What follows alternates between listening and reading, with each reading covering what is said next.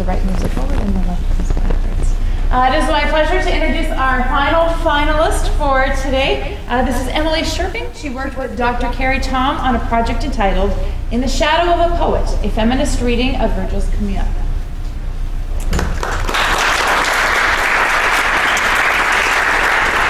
Once again, my name is Emily Scherping. My research project is entitled In the Shadow of a Poet, a feminist reading of Virgil's Camilla. The first question I usually get when discussing this project is, who is Camilla? It's a legitimate question. Even those who have read Virgil's Aeneid may not recall her. She's a relatively minor character who appears in Book 11, and as a character she's really inspiring, especially to young females in a patriarchal society whose every decision, from what should I wear this morning to should I let my date pay for dinner, is dictated by the outcome of a battle and the ongoing war between our decisions to stay true to our femininity and our desire to be seen as equals by men. Camilla is a fierce, powerful woman who joins the defense of Italy against the invading Trojans. She's a follower of the goddess Diana, who is identified in Roman mythology as representing the moon, female chastity, and the act of the hunt. While not a warrior until this very battle, she shows immense prowess on the battlefield and takes down several soldiers before a coward in hiding throws a javelin at her, catching her off guard and killing her. Now, I said this was a feminist reading, but unless you're familiar with the different schools of literary criticism as they're used within the study of literature, the term feminist criticism might put you in mind of a bunch of libertines sitting around telling you why you're wrong before having a brazier bonfire. Obviously, this isn't the case. Feminist criticism is vaguely related to the political and ideological movements termed feminism, but we'll gloss over the long and complicated history for now and focus on what it means to do feminist criticism today. The primary aims of feminist criticism are to identify populations of literary production that have been, for whatever reason, overlooked by the historically patriarchal powers that control the dissemination and consumption of literature, and to explore the reasons behind their omission. In other words, what haven't we been reading and why haven't we been reading it?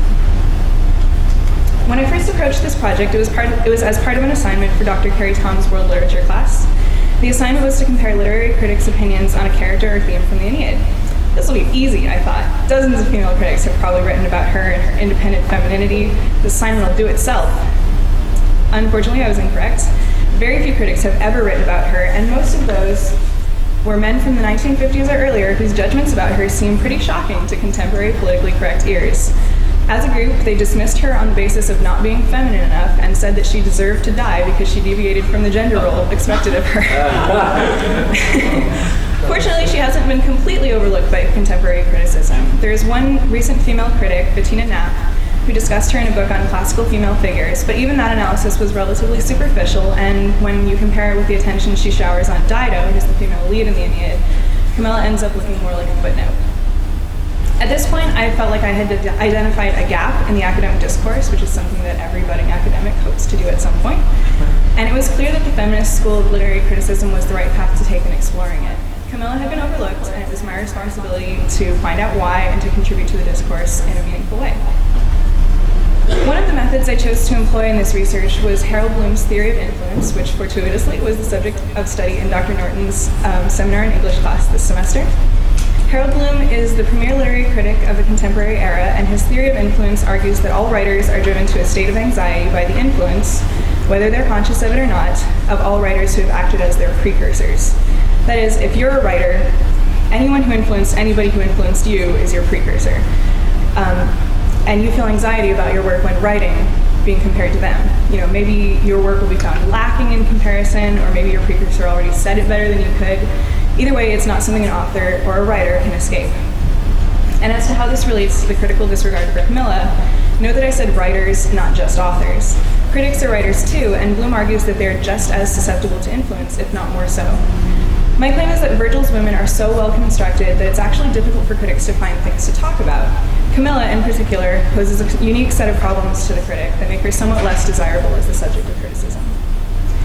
Of course, we can't just say nobody's written about her because they're scared to and leave it at that. It would be a disservice to Camilla, to Virgil, and to ourselves.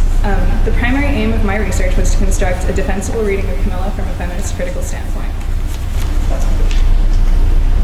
The first thing a feminist critic has to understand is that no matter how much she thinks she's been liberated, her arguments and thought patterns still stem from the patriarchal ideology of the civilization she lives in.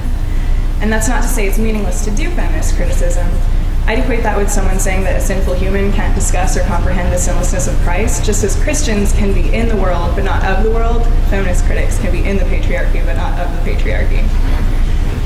Acknowledging this difficulty and the difficulty of being under Virgil's influence, it's possible to view Camilla with new eyes. If Virgil had meant for her to be the cautionary tale or deviant pariah that some critics have found her to be, he could have made her seem evil in much more dramatic ways than just being a woman who fights in a battle. Virgil was writing in the 1st century AD and drawing on Greek works from 1200 years earlier in which Amazons, the legendary tribe of Greek warrior women, were both present and respected, and Camilla is specifically compared with these women in a really complimentary way. It's my primary argument that Camilla is Virgil's attempt at creating a female tragic hero who's able to exist on her own outside of an androcentric context. Camilla is not a typical female by any standards.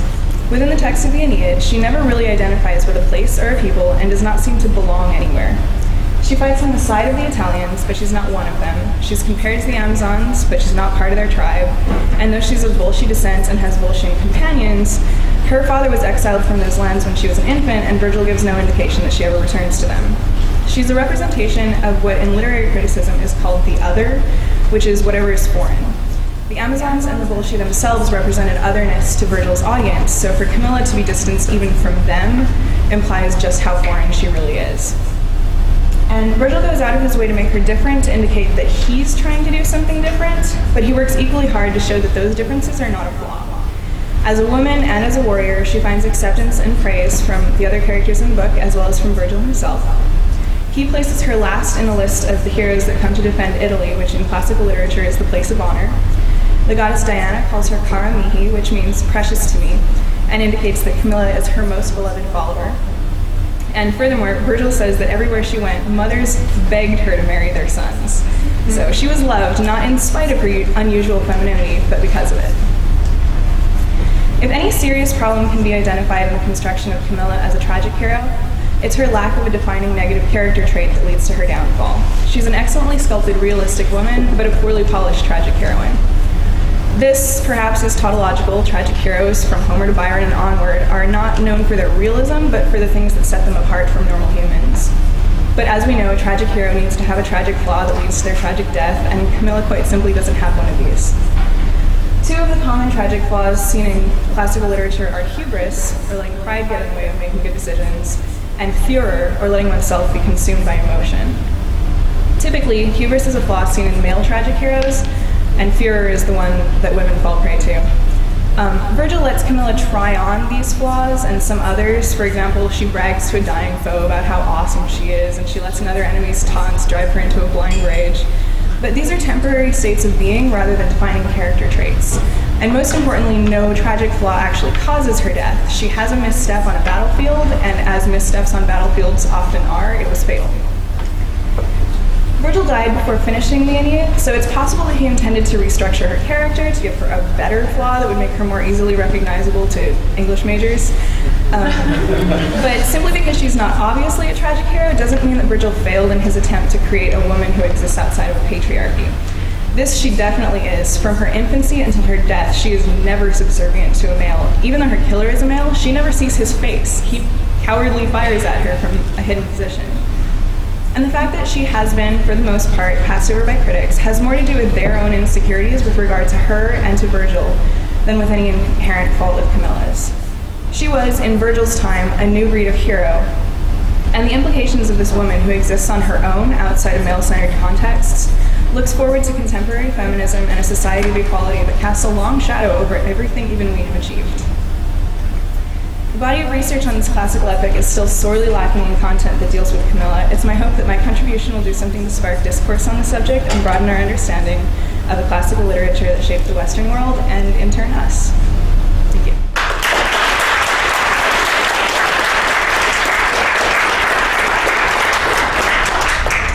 Questions for Emily? Instead of talking about maybe a tragic flaw, can you talk about an epic flaw and retain the generic specificity of Virgil? By that I mean, how did she die in the 11th? The way she dies, as I said, she loses her focus for a second. How does she lose her focus? she's a huntress rather than a warrior, and that's how she's differentiated from Amazons. So she's never been in a battle before, and what happens is that she sees a fellow wearing some fabulous armor, and she decides, Virgil isn't clear on what her purpose is, whether she wants to, he actually asks a question, does she want it for herself, or does she want it to decorate the Temple of Diana? And he's never clear on it, so she just gets kind of tunnel vision on this guy, and someone's able to nail her in the back with a javelin.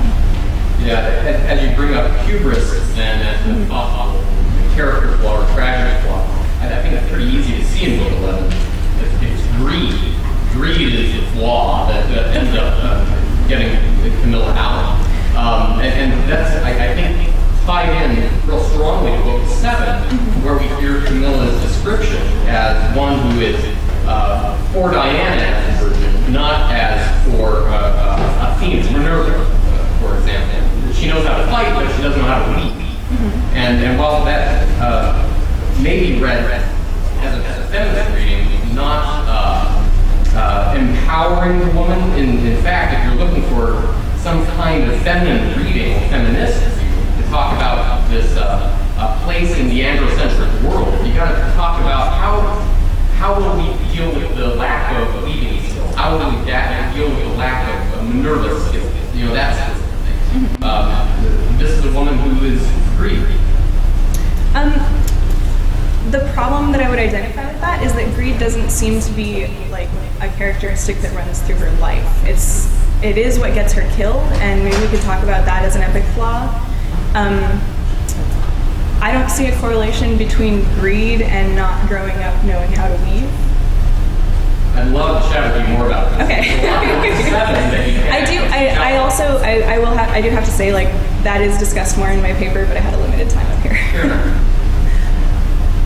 Why would you say that Camilla is other when she, like all the other warriors, or the people fighting in the Aeneid or the Iliad for another epic, has a similar godlike epithet? She fits in very well into the framework for apart from being a woman. I don't really see how that.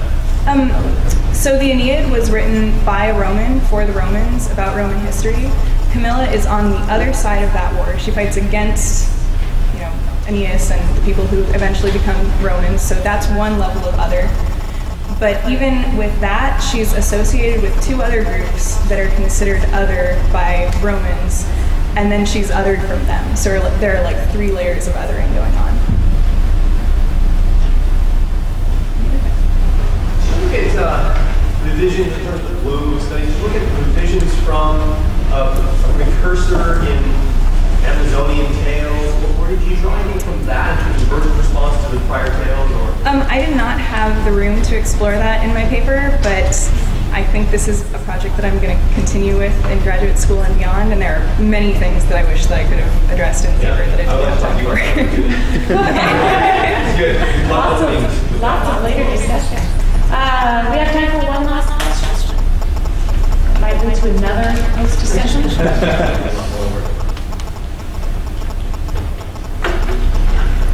Do you feel Camilla has influenced you directly after going this far into your study? This study was not my first approach, or my first meeting with Camilla.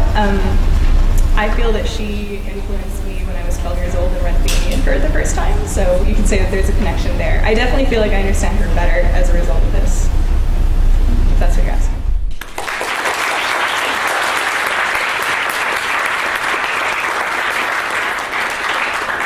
And just overall, let's give all of our finalists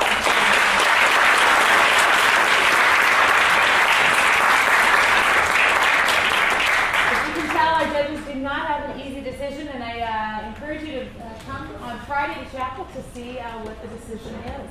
Have a wonderful day. Thank you for coming. Yes, I need to take pictures of finalists.